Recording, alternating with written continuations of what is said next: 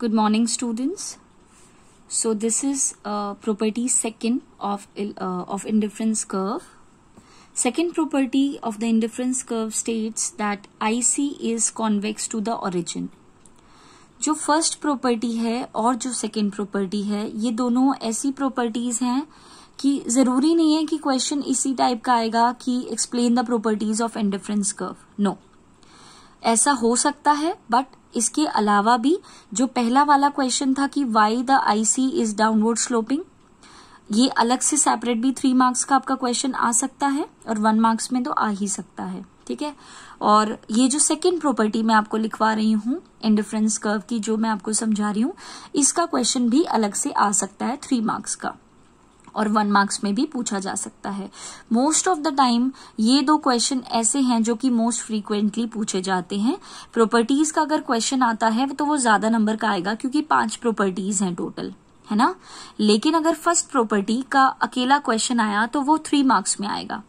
और सेम इसी तरीके से अगर second property of indifference curve का अगर क्वेश्चन आया अकेले, ओनली दिस क्वेश्चन कि why the IC is convex to the origin या why the IC is downward sloping, अगर ये 1 क्वेश्चन आते हैं, इंडिविजुअली आते हैं बिना किसी एक्स्ट्रा प्रॉपर्टीज के, तो वो 3 मार्क्स में आएंगे. ठीक है. तो ये जो क्वेश्चन है सिंगल आता है तो 3 मार्क्स का है, प्रॉपर्टीज के साथ आता है तो वो ज्यादा नंबर का हो जाएगा. ठीक है. Very very important from the exam point of view. तो चलते हैं, हम इसको समझते हैं. तो सबसे पहले है property that is indifference curve is convex to the origin. Why, क्यों है कॉन्वेक्स टू द ओरिजिन, ऐसा क्यों है कि इसकी शेप कॉन्वेक्स है, कनकेव क्यों नहीं है, है ना. तो सबसे पहले हम लोग पढ़ते हैं इसका रीजन. तो इसका रीजन क्या है, अगर आपने फर्स्ट वाली प्रॉपर्टी अच्छे से समझी है तो ये थोड़ा रिलेट करने में आपको आसान हो जाएगा. जो स्लोप होता है ना आईसी का, वो डिक्लाइन होता है. ठीक है. ये मैंने आपको पहले भी बताया था ना कि जो स्लोप होता है आईसी का वो आपका टेंड्स टू डिक्लाइन होता है as we move from the left to the right. यानी कि जैसे जैसे आप जैसे अगर आप नॉर्मली इंडिफरेंस कर्व बनाएंगे भी, तो जैसे जैसे आप लेफ्ट से राइट की ओर जाते हैं, यानी कि इस तरीके से जाते हैं, तो आपकी जो आईसी है ये देखिए ये नीचे जा रही है, यानी कि टेंड्स टू डिक्लाइन हो रही है. ठीक है. यानी कि slope of IC tends to decline as we move from the left to the right. ठीक है. अब देखो, जो स्लोप होता है ना आईसी का, उसको हम लोग MRS बोलते हैं, that is marginal rate of substitution. जैसे स्लोप ऑफ टोटल यूटिलिटी का मतलब होता है MU, that is marginal utility. उसी तरीके से स्लोप ऑफ इंडिफरेंस कर्व होता है MRS, that is MRS, marginal rate of substitution. अब देखते हैं कि मार्जिनल रेट ऑफ सब्सटीट्यूशन है क्या. तो जो मार्जिनल रेट ऑफ सब्सटीट्यूशन है वो एक ऐसा रेट है जिसमें जो कंज्यूमर है वो विलिंग होता है सब्सटीट्यूट करने में वन गुड्स फॉर अनदर. यानी कि जिस रेट से एक गुड को कंज्यूमर सब्सटीट्यूट करता है दूसरे के लिए, उस रेट को हम लोग क्या बोलते हैं, मार्जिनल रेट ऑफ सब्सटीट्यूशन. या फिर कह सकते हैं जिस रेट से, या फिर एक तरीके से कितना जो है गुड वाई को सेक्रीफाइस वो कर रहा है विलिंगली होना चाहिए, फोर्सफुली नहीं. ठीक है. तो जो आपकी विलिंगनेस यहाँ पे अगर आप देखेंगे तो MRS यानी कि marginal rate of substitution is the willingness to sacrifice the good Y for the good X. ठीक है. कि गुड वाई की कितनी यूनिट्स को सेक्रीफाइस कर रहा है गुड एक्स के ज्यादा से ज्यादा कंजम्पशन करने के लिए. ठीक है. तो इस रेट को, इस विलिंगनेस को हम लोग क्या बोलते हैं, मार्जिनल रेट ऑफ सब्सटीट्यूशन. देखिए नाम डेफिनेशन में ही है. मार्जिनल रेट मतलब जिस रेट से, सब्सटीट्यूशन मतलब कि सब्सटीट्यूट कर रहा है वन गुड्स फॉर अनदर, यानी कि एक गुड के लिए दूसरा गुड जो सब्सटीट्यूट कर रहा है. ठीक है. तो मार्जिनल रेट ऑफ सब्सटीट्यूशन वो रेट है जिससे कंज्यूमर जो होता है वो विलिंग होता है कि वो सब्सटीट्यूट करे एक गुड को दूसरे गुड्स के लिए, या फिर कह सकते हैं गुड वाई को सेक्रीफाइस करे गुड एक्स के लिए. Very very important question.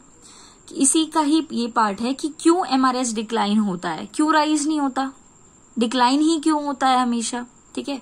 तो इसका रीजन समझ लेते हैं.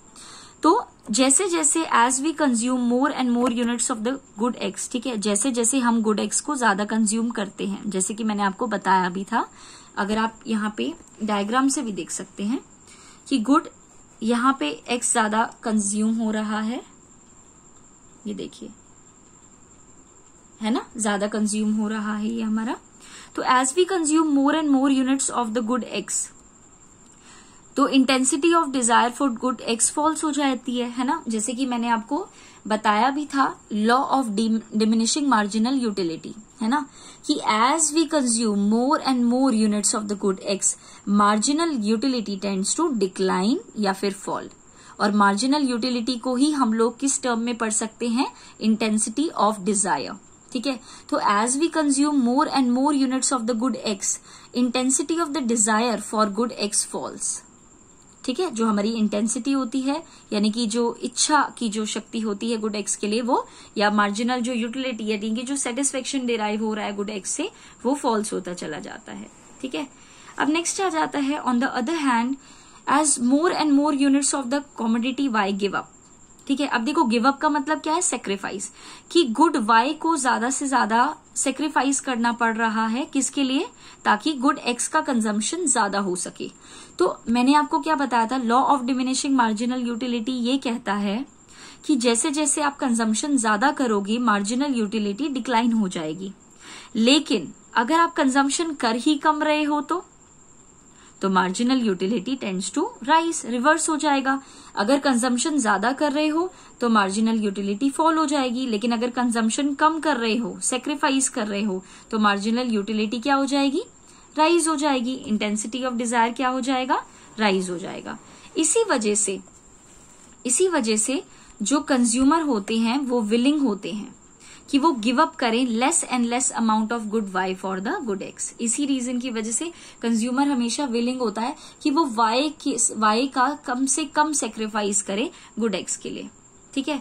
इसी वजह से जो आपका change in Y by change in X है, यानी कि मार्जिनल रेट ऑफ सब्सटीट्यूशन, वो मूव डाउन हो जाता है, क्योंकि हम कम से कम सेक्रीफाइस करने की कोशिश करते हैं गुड एक्स के लिए। इसी वजह से आईसी आपकी कॉन्वेक्स होती है टू द ओरिजिन। इसको हम लोग एक टेबल की फॉर्म में भी देख लेते हैं, टेबल से भी समझ लेते हैं। कॉम्बिनेशंस हमने लिए ABCD, गुड्स एक्स लिया, गुड वाई लिया, एप्पल एंड ऑरेंजेस, या फिर गुड एक्स गुड वाई, जो भी आप लेना चाहते हैं। एप्पल्स को आप एक्स एक्सिस पे डिस्प्ले करेंगे और ऑरेंजेस को आप वाई एक्सिस पे प्लॉट करोगे, ठीक है। अब आपने कॉम्बिनेशन लिया 1 2 3 4, यहाँ पे कॉम्बिनेशन लिया 10 7 5 4, है ना। अब चेंज इन एक्स का मतलब क्या है, एप्पल्स में जो भी चेंज आ रहा है इसकी कंजम्पशन में, और चेंज इन वाई का मतलब क्या है, जो ऑरेंजेस की कंजम्पशन में चेंज आ रहा है। तो पहले तो कुछ नहीं हुआ तो इसको हमने ब्लैंक छोड़ दिया, ठीक है।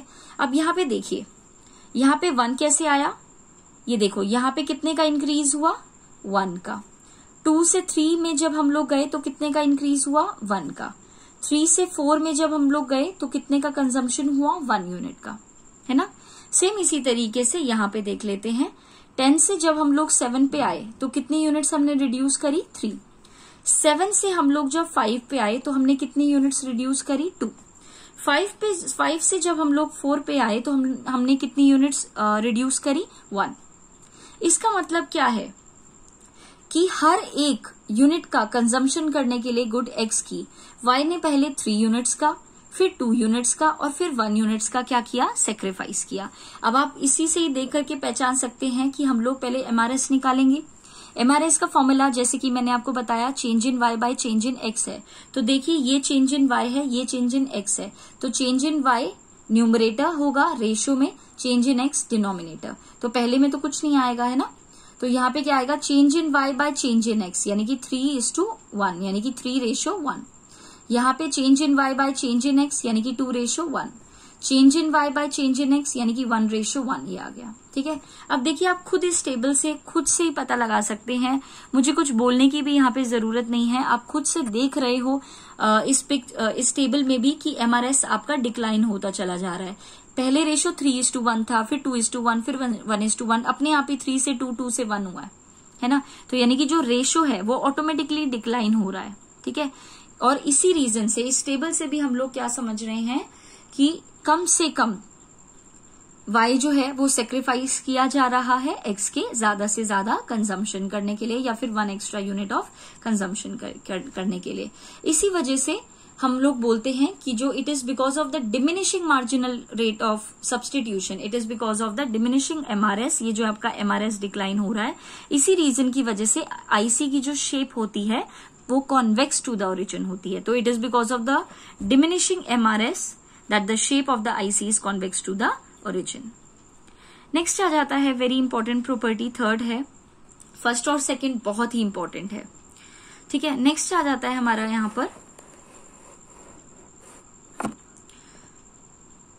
तो नेक्स्ट आ जाता है हमारा third property of indifference curve, that is higher indifference curve show higher level of satisfaction. ये देखिए पिक में भी ये यहाँ पे y लिखा, x लिखा, गुड x गुड y, ये इंडिफरेंसेस कर्व मैंने बना दिए क्योंकि हमें शो करना था कि जितना हायर आपका इंडिफरेंस कर्व होगा वो उतना ही ज्यादा लेवल ऑफ सेटिस्फेक्शन शो करेगा। इसका मतलब क्या है कि IC2 ज्यादा सेटिस्फेक्शन शो करता है IC1 से, और IC3 ज्यादा सेटिस्फेक्शन शो करता है IC2 से। ये देखिए, यही मतलब है ना कि IC2 IC1 से ज्यादा सेटिस्फेक्शन दे रहा है क्योंकि वो ऊपर है, उसी तरीके से IC3 IC2 से ज्यादा सेटिस्फेक्शन दे रहा है क्योंकि वो उसके ऊपर है, IC2 के ऊपर है। इन शॉर्ट IC3 सबसे ज्यादा हायर लेवल ऑफ सेटिस्फेक्शन दे रहा है और IC1 सबसे कम।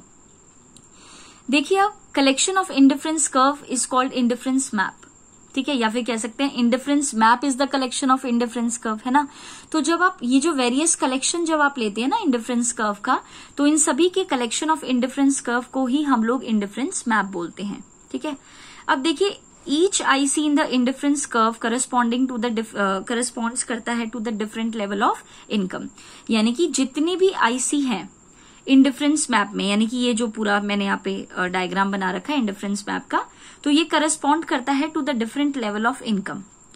जो जितनी ऊपर आईसी होगी इसका मतलब उतनी ही एक तरीके से हायर लेवल ऑफ इनकम है, तभी तो वो ज्यादा सेटिस्फेक्शन दे पा रही है। क्योंकि आप खुद सोचो, जिसकी इनकम ज्यादा होगी तो वो उतनी ज्यादा चीजों को अवेल करा सकता है, खरीद सकता है, तो उसको उतना ही ज्यादा दो गुड्स भी खरीदने हैं, कॉम्बिनेशन अगर हम लोग दो गुड्स का भी खरीद रहे हैं, आईसी में कंज्यूम कर रहे हैं, तो भी अगर आपकी इनकम ज्यादा है तो आप number of units automatically Apple की, ऑरेंजेस की या फिर गुड एक्स और गुड वाई की ऑटोमेटिकली इंक्रीज हो जाएगी क्योंकि इनकम ज्यादा है। तो यानी कि IC1 अगर सबसे नीचे है, यानी कि ये लो, इसकी जो इनकम है वो लो इनकम है, then medium income and then high income, ठीक है। अब कई बार आ जाता है कि क्यों ऐसे होता है कि higher IC higher level of income, higher level of satisfaction को शो करता है। एक तो इनकम ज्यादा होती है तो कंजम्पशन भी ज्यादा होता है। और अगर आप सेम रफली आइडिया लेना चाहते हैं तो कोई भी एक रैंडम आप पॉइंट ले लीजिए, फॉर एग्जाम्पल एक ही लाइन पे लीजिएगा, ये देखिए इस तरीके से हमने यहाँ पे ले लिया, ठीक है। यहाँ पे इसको नीचे कीजिए, एक लाइन ड्रॉ कर दीजिए और यहाँ पे लाइन ड्रॉ कर दीजिए, ठीक है। यहाँ पे इसको नाम दे दीजिए, लेटस सपोज हमने इसको नाम दे दिया P, इसको नाम दे दिया Q और इसको नाम दे दिया R, ठीक है। तो अगर आप सिंपल देखें तो IC1 पे OP units of good Y का कंजम्पशन हो रहा है और IC1 पे OQ का कंजम्पशन हो रहा है गुड X का। वाइल अगर आप IC2 देखेंगे तो गुड Y का OP ही सेम कंजम्पशन हो रहा है, बट गुड X का OR कंजम्पशन हो रहा है जो कि OQ की कंपैरिजन में बहुत ज्यादा है। तो जब ज्यादा है तो इसका मतलब हायर लेवल ऑफ सेटिस्फेक्शन दे रहा है, ठीक है। तो यानी कि इस पॉइंट को भी आप नाम दे दीजिए MN, ठीक है। तो IC1 पे OP और OQ का कॉम्बिनेशन है जो कि बहुत ही कम है एज कंपेयर टू IC2 की कॉम्बिनेशन के, यानी कि OP और OR के। तो OR ऑब्वियस सी बात है कि ज्यादा है और जो जितना ज्यादा हम लोग कंजम्पशन करेंगे गुड्स का उतना ज्यादा हायर लेवल ऑफ सेटिस्फेक्शन होगा। ये बात मैंने आपको ऑलरेडी मोनोटोनिक प्रेफरेंस में बता दी थी, more goods more level of satisfaction, ठीक है।